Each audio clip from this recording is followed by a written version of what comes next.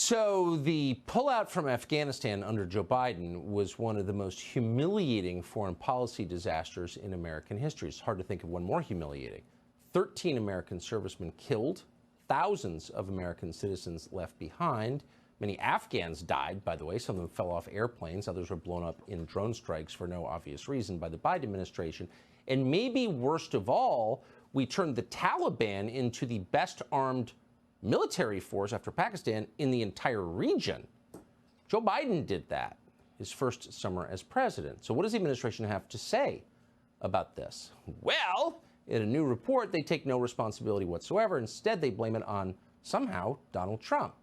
So today, Fox's Peter Doocy asked John Kirby, how does that make sense? Watch. You admit that the intel was bad.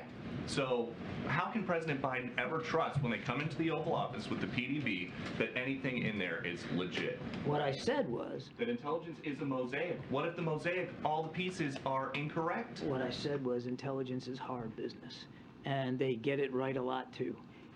There were some pieces here that weren't accurate. This document and this effort isn't about accountability today. This is the next muscle movement in what will be a long process to better understand and comprehend and adjust to what we learned and what we did in Afghanistan. There were children being killed. There were people hanging off of Air Force jets that were leaving, and you're saying that you guys are proud of the way that this mission was conducted? Doesn't mean of that? Proud of the fact that we got more than 124,000 people safely out of Afghanistan? You bet. Proud of the fact that we now have about 100,000 Afghans, our former allies and partners, living in this country and working towards citizenship? You bet. Does that mean that everything went perfect in that evacuation? Of course not. Few things more degrading to the reputation, hard-earned reputation of the American Armed Services than having a shameless liar like that man, John Kirby, speaking on its behalf.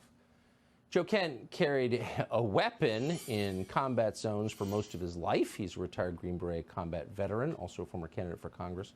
He joins us tonight. Joe Kent, thank you so much for coming on. So what do you, as someone who spent a lot of his life in that region, what do you make of this explanation? Well, first off, Tucker, all the Democrats and Joe Biden are trying to do right now is avoid accountability, shift it back to President Trump. And that's because House Republicans have finally started putting some pressure on the Biden administration, demanding for accountability. So that's the knee-jerk reaction.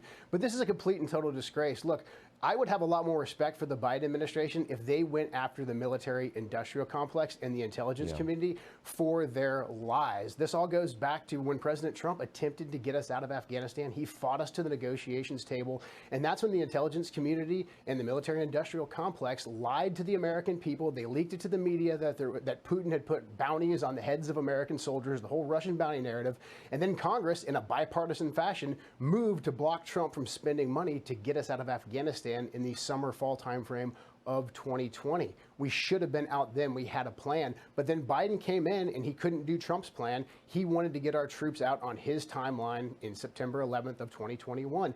And the military-industrial complex continued to lie, this time to Joe Biden. You kept hearing those rosy assessments of how the Afghan military was going to hold the ground and they were going to stand and fight for months on end.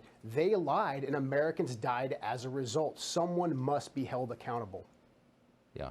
So you know what happened. You personally, Joe Kent, know what happened and almost uniquely are brave enough to tell the truth about it. And this is why they prevented you from winning that seat in Congress in one of the most rotten elections I've ever seen. And so I hope you'll be running again and continuing to tell the truth. Joe Kent, thank you. Thank you, Tucker. I will.